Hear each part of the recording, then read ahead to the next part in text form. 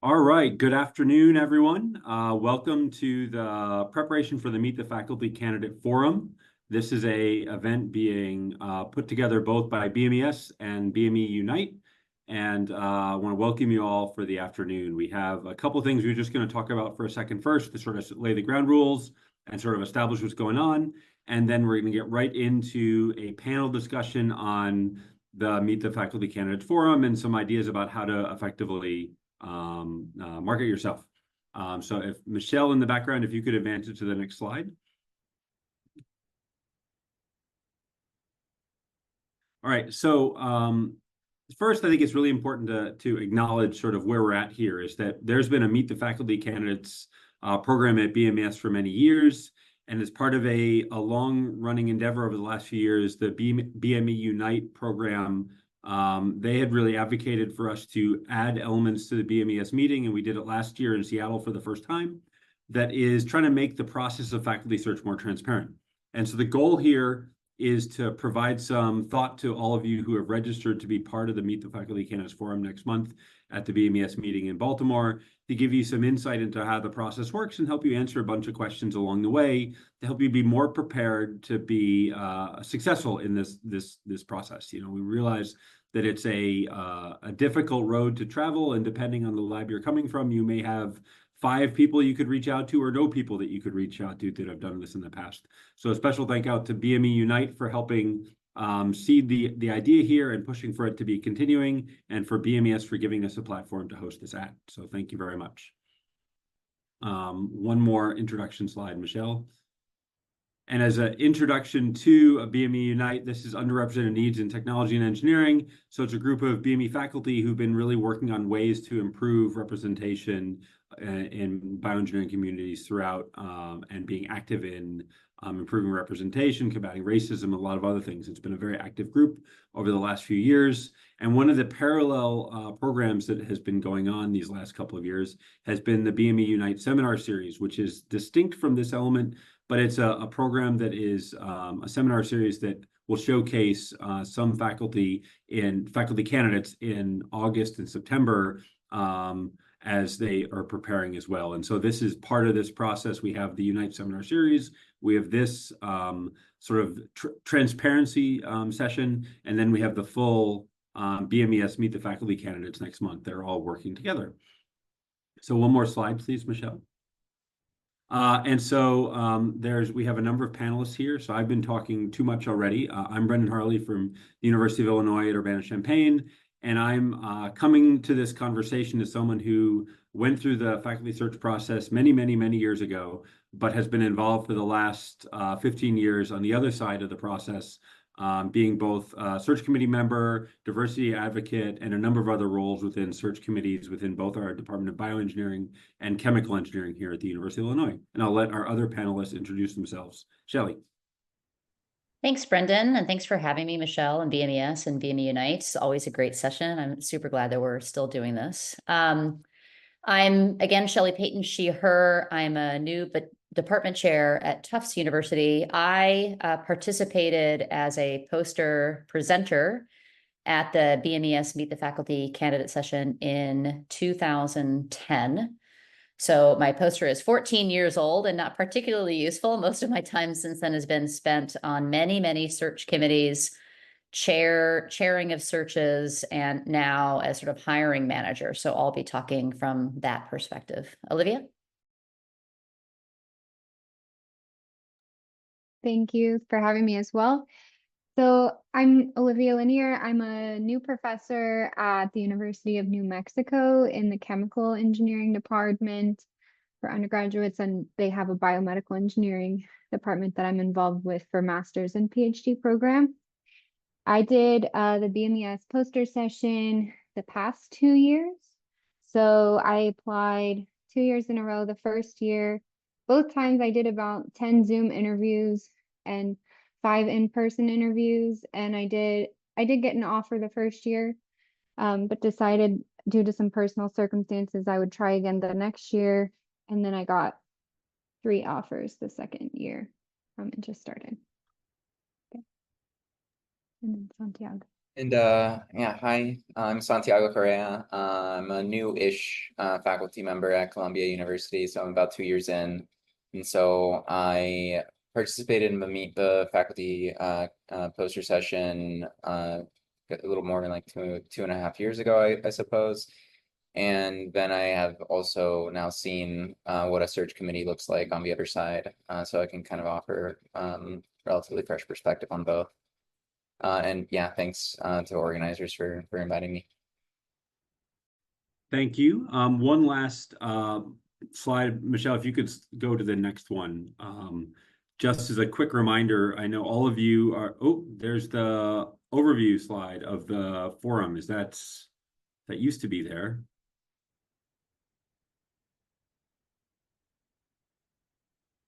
Uh-oh.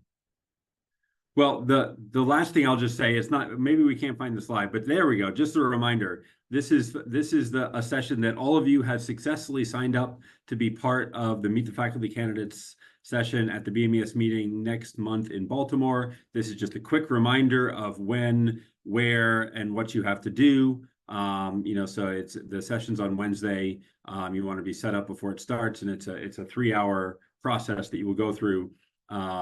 Please take a moment beforehand to get down and check out the area. It's organized by topics, so it's not just alphabetized from A to Z throughout the entire session, and it's also split between people pursuing teaching specific faculty versus more traditional tenure track faculty. So please take a moment to sort of figure out where you're going to be. But what we want to spend the rest of the time doing today is offering some insight about the process, about what we have found as works, what we have found that hasn't worked. But again, this is a reminder that this is meant to offer you a little bit more transparency of the process, but that each of you has a great opportunity to shape your own direction based on all the stuff you hear. So what we decided is we would have, excuse me, Olivia start first, sharing a little bit about her poster and process, and then we'll talk about some of the questions that were asked ahead of time. If questions come up during, please, excuse me, please put them in the chat and we will get to them. Thank you. So I'm going to share my screen so everyone can see my poster. So when I was doing this, the first year, I had never seen anyone's poster for it before. And so I just made my own format, and I formatted it. Is it sharing it? It still looks black to me. I don't know. It had shown up for a second, then it went black. Okay, let me try again. I was trying to make it full screen, but I don't know. Okay, now. Okay, so I made my poster in the format of kind of what they want in the applications, where you're writing a teaching and mentoring statement, a diversity statement, and then a research vision statement. And this went over really well from my point of view. I had a lot of different schools come and talk to me from all different levels. So, teaching universities, the teaching aspect caught their eye for undergraduate institutions only, because not a lot of people had teaching and mentoring on their poster.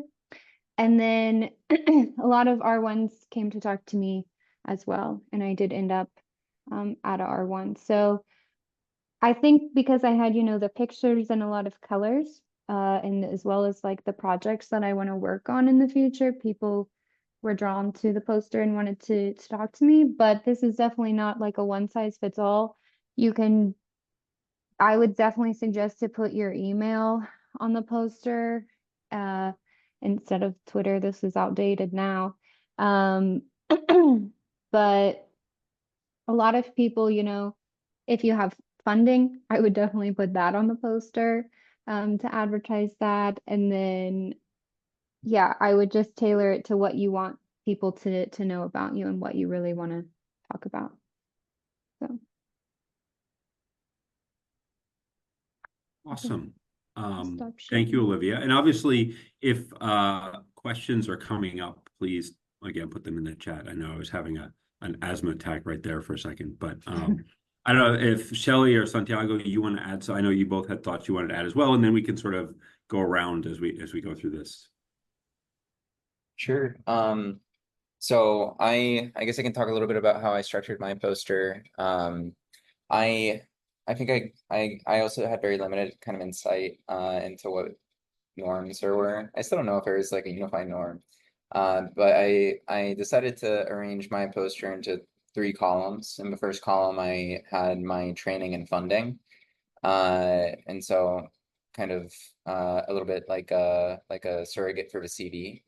I did make a point to emphasize funding, and so for that I looked at any fellowship that I had secured or any seed funding that I've been able to secure in both the PhD and the postdoc. I actually then kind of tallied together everything so I could have like a big number being like this is how much funding I've been able to get as a trainee. And then I had a central column dedicated to my past research. And that was all of the research that was most relevant to sort of follow my future interests and not all of the research I had done. And then my future research was kind of, the big, descriptive pictures and schemas that were going into my research statement for the most part.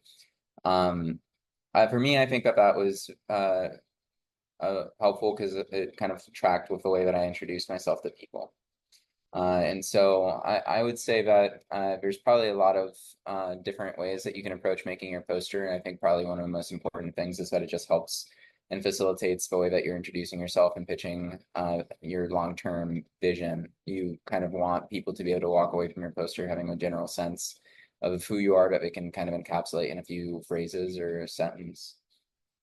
The other thing I really wanted to emphasize was that the networking part of this is really important. I think a lot of folks underestimate how useful and helpful it is to be talking to people at the departments that you already know that you're interested in. Hopefully for many of you here, you already have a short list of places you're wanting to submit an application to. We did want to emphasize that it can be hard to find these job listings, and more are coming out over time as well. And so we definitely wanted to make everyone aware of Erica Pratt, who's a faculty member at BU, has been crowdsourcing BME job listings for the past few years, and that for me was actually a huge help when I was on the market because it definitely saw things that I wouldn't have seen otherwise. But even if you don't see a listing for a department you're interested in, I would still suggest that you try and talk to someone in that department and just get a sense for if they are planning to hire at all. Sometimes these discussions are just delayed or there's a lag in actually getting the listing up. So if you know that there's a department that you know that's your dream department to end up in, it's worth trying to set up a meeting and chat with people. And in general, setting up these informational interviews is just really helpful. Not only just to for getting a sense of the culture of the department that you're thinking of potentially spending the rest of your life in, but also to get a better understanding of the scope of the search. Sometimes you'll see in job listings, they specify a particular scope, and sometimes they say it's just kind of an open call. It's always, there's usually always a little bit more information than that would be available to you. And so it's helpful for getting a sense of whether or not your research is what that department's looking for in this cycle. And so in general, just really take advantage of this opportunity to try and get in touch with these people, leverage your network so that you have someone introduce you, try and set up coffees while you're at BMES with folks who are potentially on these search committees. And that is kind of like the main highlights for me. Thanks, Santiago. Shelley. Yeah, this is great. Thanks so much. And I think there's a lot of good diverse perspectives here. And I think it shows you that there isn't a right or wrong way to do this. This is really an opportunity for you to get in front of some people and talk about your work and get people excited about you. When I was trained to do this, the norm that I heard and conveyed to my own trainees is to make a poster that's about a third of your PhD work, a third your postdoc work, and a third what you see yourself doing as part of your independent career. So you basically show what your expertise is, and that's can be research, it can be teaching experiences, all of it, but to sort of put sort of equal evidence of that. And I think if you are already set on doing something like an R1, this should be very research focused. You want to show folks that that's what you're primarily after. If you already know that you're interested in a PUI position, then you should make sure to have teaching heavily emphasized there. If you're thinking about being teaching faculty, then your teaching experience, right, and engineering education should really be up front and center, but it still can be this split of what your training was and then what you envision yourself doing in your independent career. This needs to be just very big picture about your independent work. No one's expecting you to give an overview of your first paper that you're going to do in your lab or your first grant. They just want to get a sense of the areas that you're planning to work on and kind of how that fits both into what you already know how to do and what are the innovative areas that you're going to do that's kind of unique to you. And you want to keep it short. Like Santi was stressing this too, right? Those of us on search committees that are in search committee chairs that are walking through all the posters, we don't have a ton of time, and there are 101 people on this call, and that's not even all the people at the Meet the Faculty Candidate session, right? So please don't be offended if these are fairly quick interactions. They're still very meaningful from our side, but we are trying to go through things rather quickly. And so it's a good idea for you to try to practice how to go through all of this in about 5 minutes, okay? Leave them wanting more. They only have this 5-minute interaction, right? So think about having something for them to take with them. Maybe you have business cards. That's a little antiquated now, but maybe you have some business cards that you can give them. You might bring cover pages from papers that you could hand to people. You might have a very short form CV, something. You know, don't force them to take it, but have those handy just so those are I always find useful, so I can like take some notes on them and remember the interaction that we had at your poster. There's going to be a lot of people. Olivia and Santi can both attest to this. Like it's a long 3 hours. Bring coffee, your sugar-free Red Bull, whatever it is that's going to keep your energy up and remain positive and optimistic during those 3 hours. Not every single person is going to follow up with you, even though you had an interaction. You can feel free to follow up with them and really enjoyed meeting you. You know, continue to be excited about the opportunities at University of New Mexico. I plan to send my application, something like that, right? And then I would say, you know, there isn't going to be a ton of time. You might not have any time to ask them questions, but be prepared just in case. I know when I was giving a poster at BMES and AICHE, a couple of folks asked me what questions I had for them, right? So, you know, that can be whatever is on your mind. Maybe something that's really important to you is how close the department is to the med school. You're not familiar with what's happening at UC San Diego. Is that close to the med school? Is it not? That might be important to you. What's the size of the program? How many PhD master's students do people typically train? That might be something important to you as you're thinking about your own lab sizes and what you envision for yourself. Maybe the department has very specific teaching needs. They need someone to teach separations right now. And that might be something that you're thinking about as you're crafting your application. Those are good things. Whatever you think is important to you, but have some questions ready to go. And then some more big picture things, you know, of how I framed my search and what I found that I did was most helpful. You know, I applied to basically anywhere I thought I might be able to fit. I knew that I wanted to be in an R1 and I didn't want to be at a med school. Like at least I had those two things set. More specifics I didn't know, but basically anything that fit that bill, I would apply to. I applied to both chemical engineering and BME departments, and I just tried to stay open and honest during the the process, both of the Meet the Poster session and as I visited schools, like what I thought were the pros and cons of and strengths and weaknesses of being in a chemical engineering versus a BME department. And I think that as long as you're honest and have been thoughtful about that, you can absolutely double dip across departments in that way. I often get asked if you should apply to a department where you think you're a good fit, but you don't see an ad out. Go ahead, like send them an email. You never know. Brendan and I were talking before the webinar started. Not everywhere right now has a search approved, but they're planning to search. Not everybody will have their search approved in time for BMES. They may or may not send representatives to the meeting. I hope that they do, but they might not. So it definitely doesn't hurt to send a message to your dream department or a place that you think is, has this new initiative that you know about. Send a message to the department chair and just see. I did that. That didn't lead to any interviews or offers, but I still found that to be a really good networking opportunity. So Santi was stressing, this is a really good networking opportunity for you. And that could lead to lifelong relationships with folks. I often also get asked is, how do I stand out? This is a busy poster session. How do you differentiate yourself? I think that's kind of impossible. Just be yourself, really. Just be yourself at this thing. I really wouldn't worry about making sure you stand out in some way, but instead that you just bring yourself to that venue. You're trying to figure out if you're going to be successful and thrive at these different places, both scientifically and personally. So I do think that, you want to be professional in these settings, but you also want to be yourself and human. It's not an interview.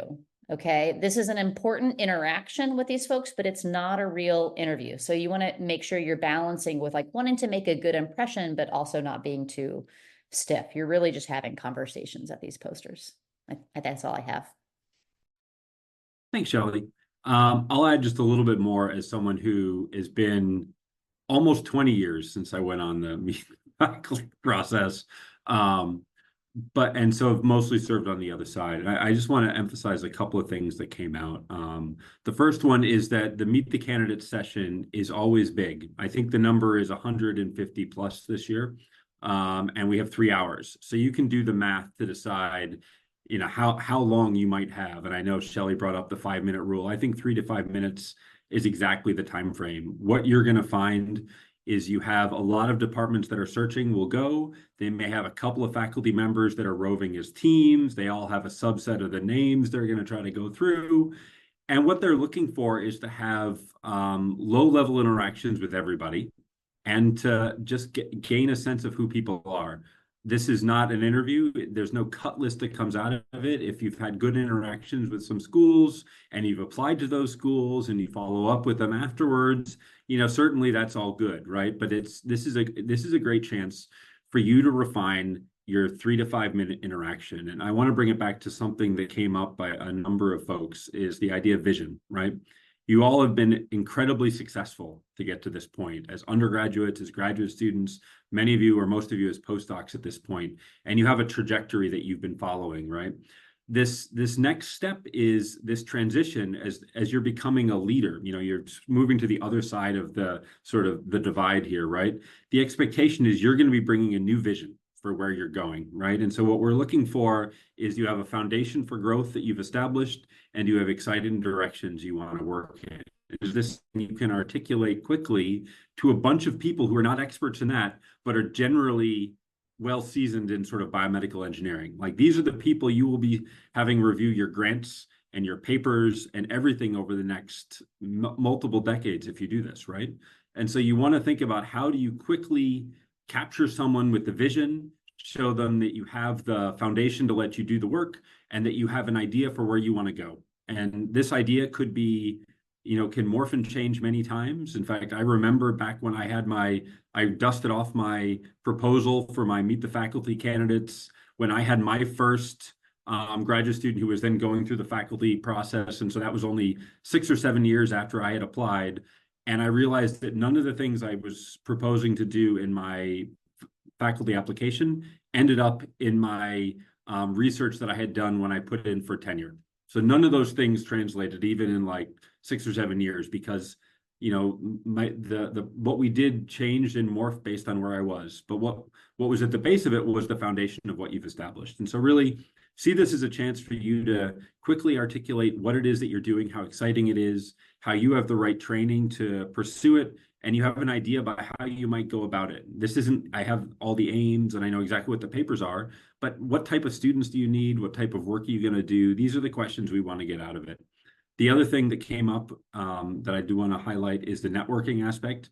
2 types of networking. One, networking with the many different departments you interact with, one of which might be your dream department. It isn't hiring in your area, but maybe 5 years from now, they will be hiring in your area, and you've established an interaction with them that leads to a relationship over time that could grow.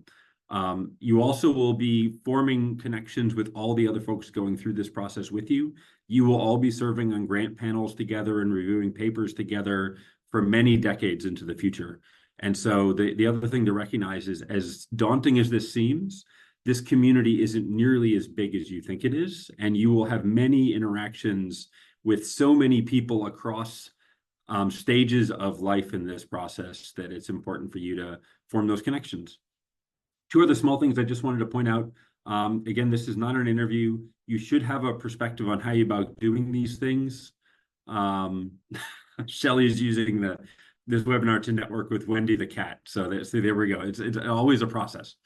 But the other thing that I just think is important is that it's important for you to bring your whole self to some of these. So when I went through it, I did and still do have what people, I guess, refer to as a 2-body problem, 2-body opportunity, I suppose. And so when Kate and I were applying, we were applying to everywhere and anywhere that kind of had both of what we did, my wife and I. And so that's something that gets back to the point of, we've talked about the searches that are here in BME, and that you're thinking about in the BMES Meet the Faculty Candidate Forum, but that what many of you do may overlap with chemical engineering, material science, mechanical engineering, and many others. Not all those departments are going to be captured at this session, and many of those departments will be searching as well. And so it's very important for you to also think broadly about where your home might be, and that's a combination of the right place, the departments that are searching, and the right environment. So all my degrees are mechanical engineering. I did a postdoc in immunology, and I'm working in a chemical engineering department now because they were hiring 20 years ago when I was searching in biomaterials. And so you want to think about, how do you cast the widest net possible to find the place that is going to support you. And so that's the big advice I would give. So thanks.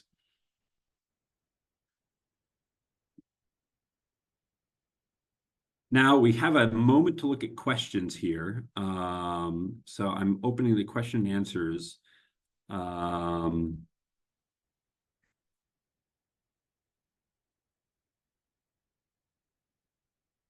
We have, let's see, some of the different questions. One question that came up a couple places is about funding. If you've been involved in successful funding processes, should you bring those up? Can you mention ones that you've received as like a fellowship, or that you've been involved in preparing larger grants for your PI and the like? What's the right way to cite those? I think it's important to talk about your experiences broadly doing this. You can certainly say, you've been successful getting fellowship X, Y, and Z.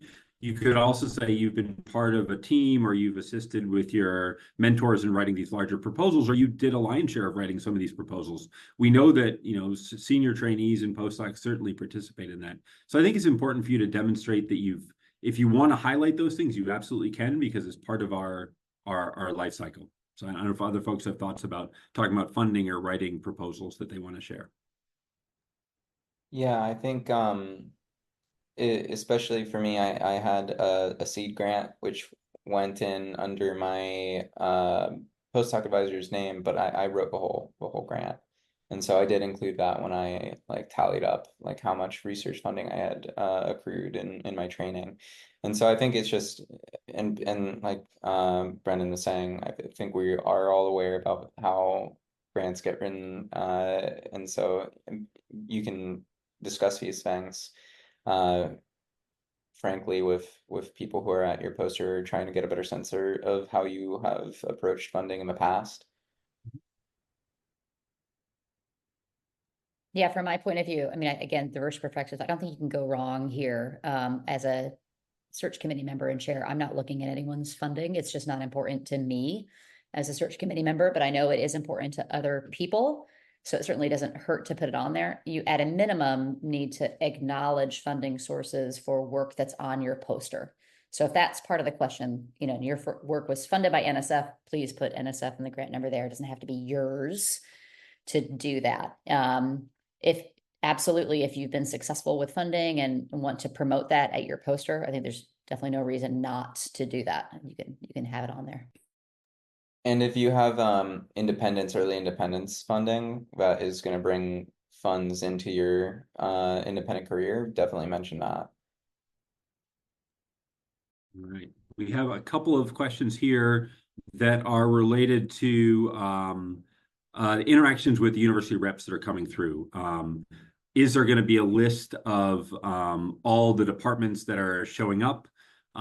Is there a way to keep track of those interactions? Do we have suggestions about, do we receive contact information, or how do we set up meetings with people? I will say broadly that there is a list of people that are technically signing up to come to the Meet the Faculty candidates that I believe you will get a list of.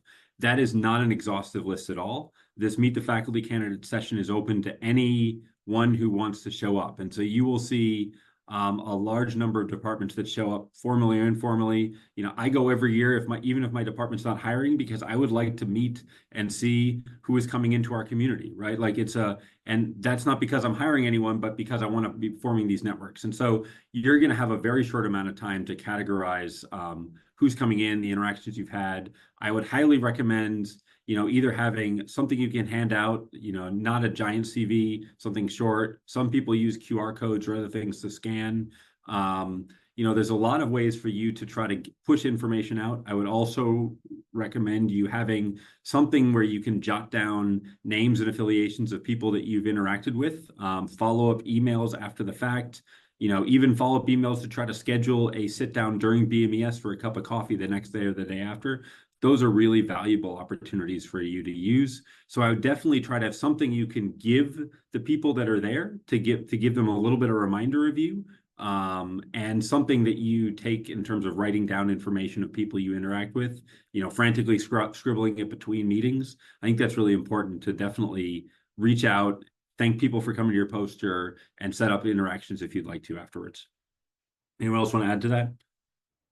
Yeah, there's no wrong way to take notes. I know that's another question that came up, right? You know, if you want to use the notes app in your phone to take notes as you go, I prefer pen and paper, but that's totally fine to bring a small notebook and jot some notes down as you're talking to people. People won't be offended. And that actually shows that you're taking in the information that you're getting from folks and are potentially really interested in that position as well.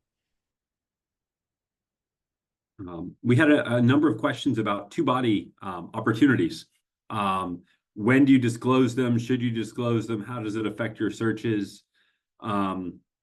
This is something that I think a lot of people have feelings about. I'll see if anyone else in the community here wants to say something. I can start. Okay, yeah, and I think there's like different schools of thought on this, right?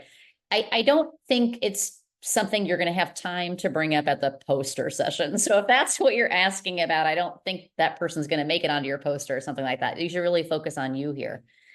You know, the specific question came up that I'm looking at here is, you know, it might be really narrowing the geographical area that you're interested in applying. And that happens all the time. And this is a tough family decision that you need to make of how broad you're willing to look for professional opportunities versus the balance of making sure that your whole family is going to be happy at that place.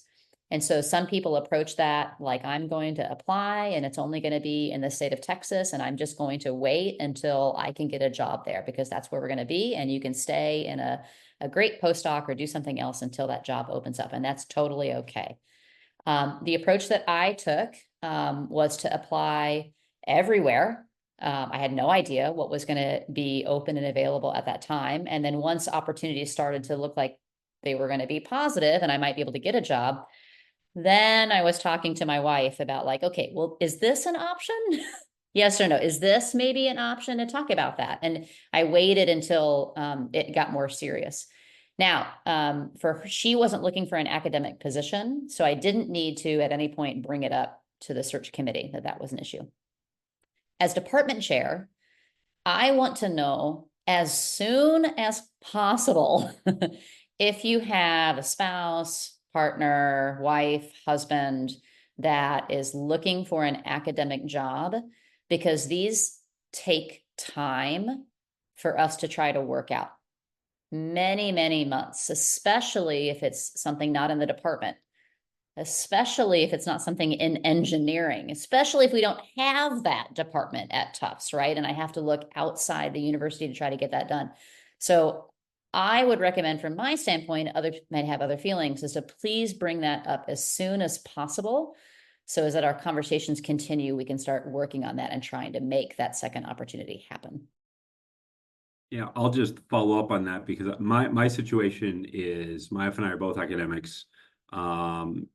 She's a professor in anthropology, and so we're talking about departments in different colleges, and so hiring, two academic positions at the same, especially a place like U of I, like if you don't have a job at U of I, there's not another university within a pretty significant different distance. So we had to find one place with two jobs. And so that was a process that obviously I didn't put on my cover letter when I applied, and Kate didn't put it in hers when she applied.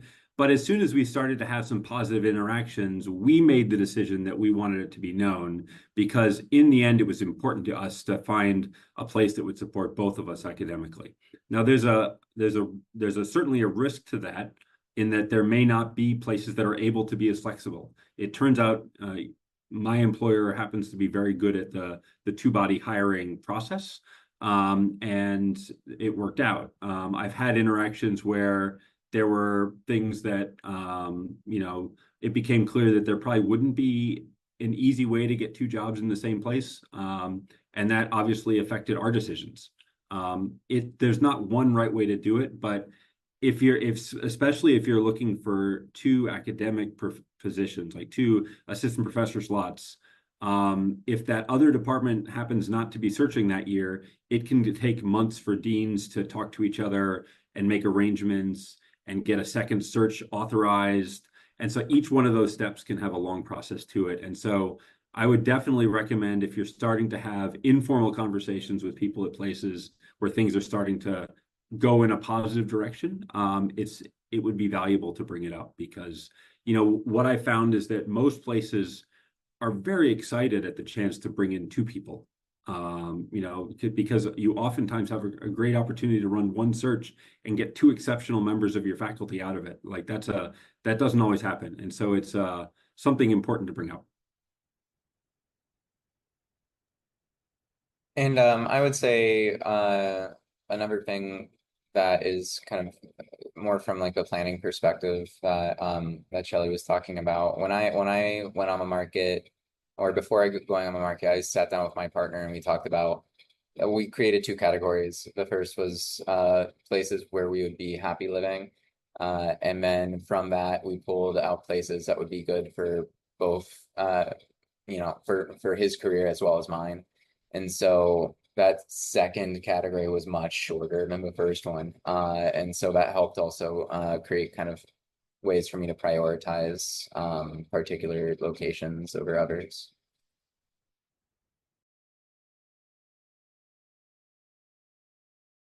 And this just gets back to one of the other facts of the networking that you will all be doing during this process. Like, this is not a one and done event. Obviously, you put up your poster for 3 hours, you interact with people, but this is a kickoff of many years of connections and networks that you will form and use as you find your first job, as you build towards tenure and get your grants reviewed and papers reviewed. I mean, it's a continuum. And so I think it's valuable to spend some time thinking about where are your priorities to apply for, and how do you structure that process. See some other major questions that have come up. A bunch of questions about the balance between future and past research and how much detail to have on your posters. I'll see if anyone wants to put in their 2 thoughts about the level of detail. Yeah, I think there's always this concern about maybe putting too much detail about your future work, and you're worried that like other people are going to take your ideas or something like that. But I kind of approached it a little bit. I had enough content in there for a big idea to get through. I mean, you really shouldn't be getting into nitty-gritty details, kind of like what we were mentioning before. This is, you know, high level vision stuff for your future work. Yeah, for mine, I just had like a schematic, which is what my lab is going to focus on, and then 3 example projects that I would use for my first grant submissions. And I didn't have any details about those. I just kind of had like the project title and a picture that went along with it so I could talk to people about it. And then for my previous research experience, I had that pretty small at the bottom, which was just a schematic for each project that, and all of it's like nanomedicine, drug delivery. So it was all, you know, relevant. I'll just add, as a member of the search committee who, by the time I get to your poster, you might be the 30th person I've talked to that day. The details are not going to stick in my head at that point. I'm going to be thinking, are you a drug delivery person? Are you an extracellular vesicles person? Are you working in synthetic biology or in imaging? You know, and what is an interesting question or two that I associate with the work that you're doing? And so you really want to be able to capture what is the big vision of where you want to go, and spending time on, if you want to have, you know, schematics, or last year I know we had a couple examples of posters that had, you know, that focused a lot on developing imagery to sort of suggest where you're going, right? Like, but I think the important thing is, can you communicate those big picture things, because that's it that people will remember out of their interactions, because they have so many that they're running through. And so that's really the level of detail will happen if we drill down and ask you questions at coffee later, at an interview. Like, there's plenty of time for the details to come out, but give us the big picture.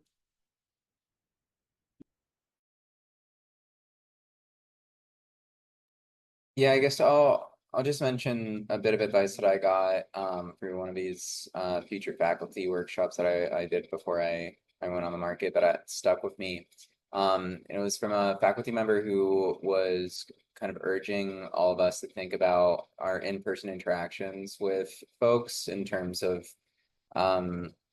trying to imagine yourself as like being a good neighbor. And so really thinking about the fact that if you get this job, there's a good chance that these might be the people that are working with you for the rest of your professional life. And so in that respect, it's you're really kind of interviewing a neighbor and who you want to be your neighbor. And so you want to come across as someone who can be a good neighbor.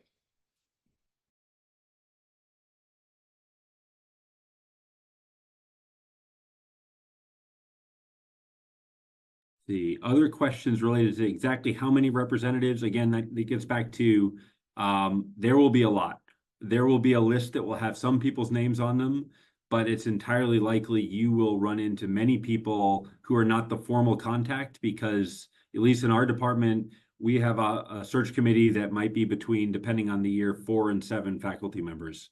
And so there may be the department head or chair who is listed as the person from the University of UCSD, right? So Adam Engler's name is on there, but like there may be 4 different people from that department that are actually going through all the posters. And so there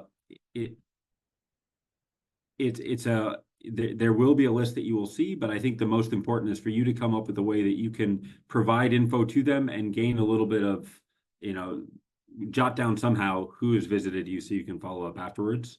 And the second part of that is recognizing that this Meet the Faculty candidates is a great chance for you to work on your vision. Think about your quick elevator pitch of what you're doing, but also use this time to search more broadly about what other places might be good faculty fits for you. You know, biomedical engineering will be covered here. There are many other departments that are hiring people that could be adjacent to BME. And so there's lots of ways that you may look more broadly at, you know, for example, I'm going to pick on U of I. When I applied to 4 departments at U of I because they had strong engineering broadly, material science, mechanical engineering, bioengineering, and chemical engineering. They also had a fantastic anthropology program. And so I applied to all 4 departments, and chemical engineering ended up being a really good fit for me. But, you know, there's no penalty for thinking broadly about if there's a place that you would fit. Please take the time to try to reach out, send an application, and reach out to the search committee. Great, Brendan. And I thought I would jump in on a couple of questions that we haven't covered yet that 3 different people have asked, and they're all related to career stage. So let's say, you know, a lot of the way that we've structured talking about this Meet the Faculty candidate session are for postdocs that are looking to get their first assistant professor position, but that actually doesn't reflect the broad diversity of career stages that people might be at that are looking for new positions. So someone asked if they are currently a research track professor, but looking to move into the tenure track. Another person asked, you know, if they are a research assistant professor looking to move into an independent track. And someone also asked if like they're already an assistant professor and are looking to maybe move institutions. So for the first 2, if you have a title that's not postdoc, maybe you have a lecturer position or a research assistant professor, you know, you've had sort of an independent position, but not exactly tenure track assistant professor yet. I think what we are looking for, please come to this Meet the Faculty session. We'd love to see you from a recruiting standpoint. We would want you to talk about that. You know, this is my current position, and talk a little bit about your independence already.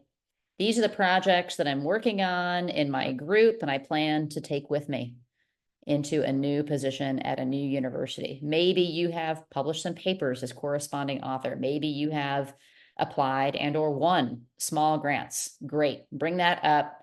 We can get a better sense of how that kind of program that you're already establishing could fit at our universities, and we can have frank conversations about that.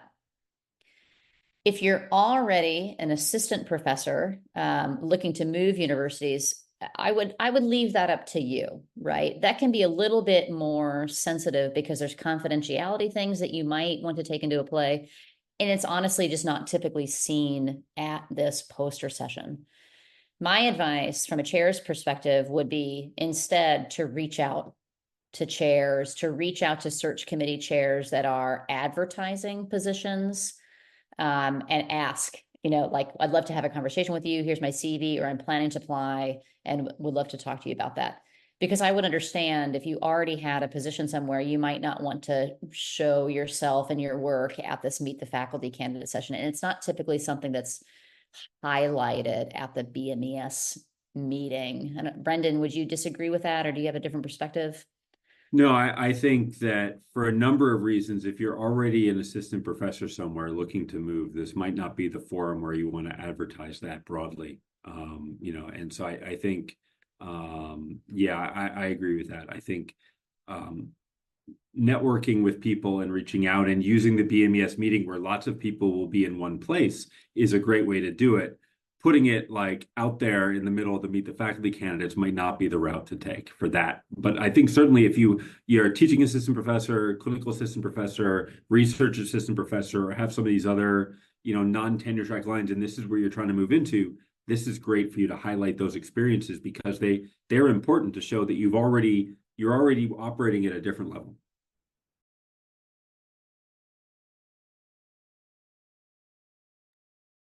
One other question that came up that I saw, because this all relates to recruiters and who you're interacting with, right? First thing, like, I think the term recruiters has a little bit more, maybe is a little bit more commonly used in industry. You know, I think, you know, we're always a collection of faculty trying to decide to do something, which is its own interesting thing to watch. But there's a lot of questions about how to get interactions. And there was one question here about, should we try to set up meetings with university reps prior to arriving at BMES, or will this happen organically? I will just say in general, none of this happens organically. All of these interactions happen, you as the candidate being very proactive and active about it. If there are places that you have already applied to, you know, there's some BMES openings that have been posted for quite a while. If you've already applied to places, you absolutely could reach out to those places before BMES and say, hey, could we schedule a time to meet separately? I'm going to be at Meet the Faculty candidate session. I'd be happy to talk to you then, but could we find a time for coffee, right? Also, you know, a lot of places will look at the list of who has already applied to their departments and will explicitly send members of the search committee to those posters during this process. But I think anything you can do to be proactive is great.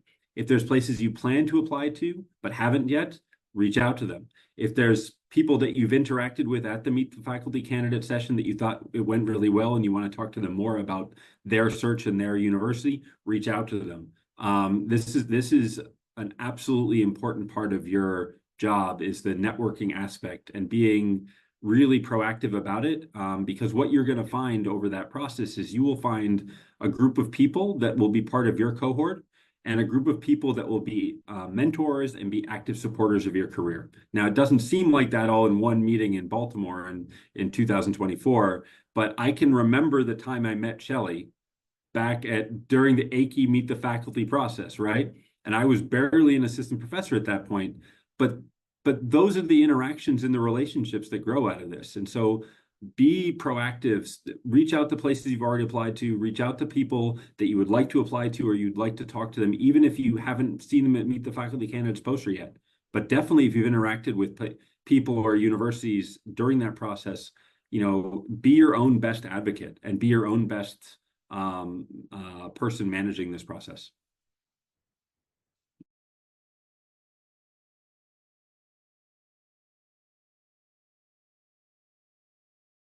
One other question, this is minor. Most of the recruiters are from the US. I think primarily most of the departments that are searching that have people there will be there, but this also just gets back to the point of BMES is an international meeting, and there's members who come from all over the world to BMES regularly that will be part of your professional circles. So some of them will likely be wandering through Meet the Faculty candidates for the exact same reason I wander through years that we don't have a search, because I want to see who's coming into the community and I want to meet them, and I want to, because I know I'm going to be interacting with many of them for years to come. Another person asked about how many interactions a presenter will typically have during the poster session. It depends. I don't think there's any real mode for this. I will say where I ended up was not anybody I talked to at my poster session. Okay. So I wouldn't be discouraged. I just don't know that number of interactions at your poster is really any indicator for how well the job search is going, right? I would treat it more as a networking event. I don't know, you know, Santi and Olivia, do you happen to remember how many interactions you had at your poster session? Not off the top of my head. I think probably like I don't know. It's hard to say.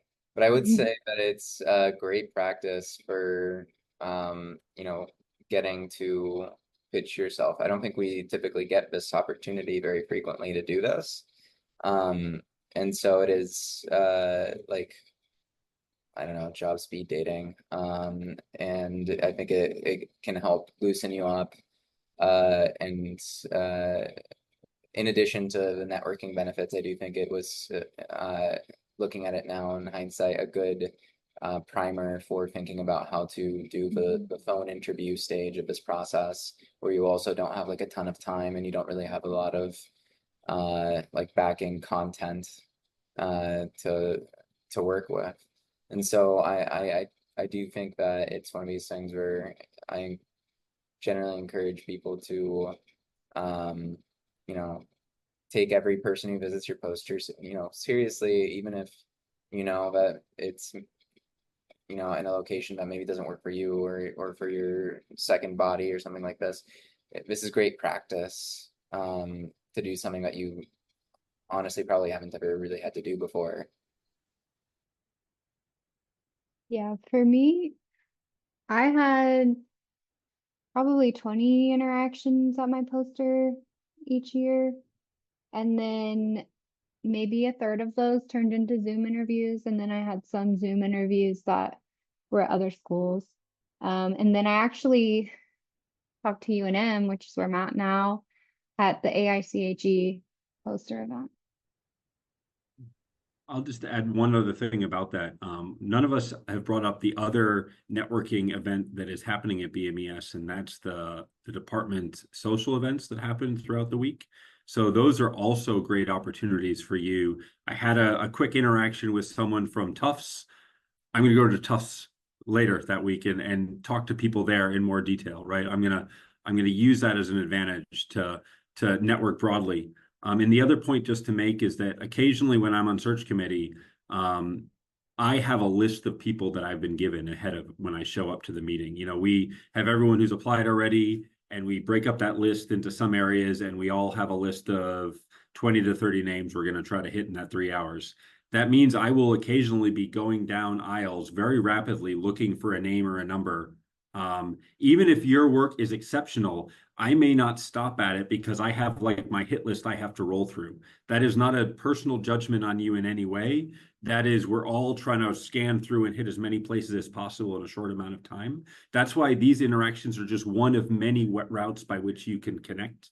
And so I had plenty of times where I'm rolling through things and occasionally I catch, my eye catches on something and I know, this year we're searching an extra, we're not necessarily, right? Like this year we've talked about it. We want to hire someone who's working with extracellular vesicles, right? And I may have that in the back of my head and I see a poster and I stop for a second, or I just am running to the posters that I've been assigned to, but you never know, like, exactly where a department's searching or the interactions or the conversations that have happened between the search committee as they try to prioritize what areas they're picking from. And so it's a very stochastic process that happens. And so just be prepared to engage deeply and sincerely with anyone who's at your poster, follow up, use the other ways that you can network, but see this as a chance for you to have 3 to 5 minutes with someone and help define where you're going for them, right? One thing I'll also point out is that you should be proactive. You should reach out to departments that you're interested in. Don't stop at just telling them that you're doing this poster session. Tell them also if you're doing oral presentations at BMES this year. I had a few folks who weren't able to go to the poster session, but did stop by my research talks, and that led to really productive conversations. All right, so we're running right up on time. We want to be respectful of everyone's time. We want to, again, thank you all for joining us. I really want to thank Michelle for helping us, giving us night for constantly advocating for finding more ways to make this process transparent and make it a more equitable process. And I want to thank Shelley, Olivia, and Santi for taking the time this afternoon to share their thoughts. Hopefully you got a little bit more insight of what it's like to Well, Brendan struggles with his Illinois Wi-Fi, which is not any indication of the high quality of the institution.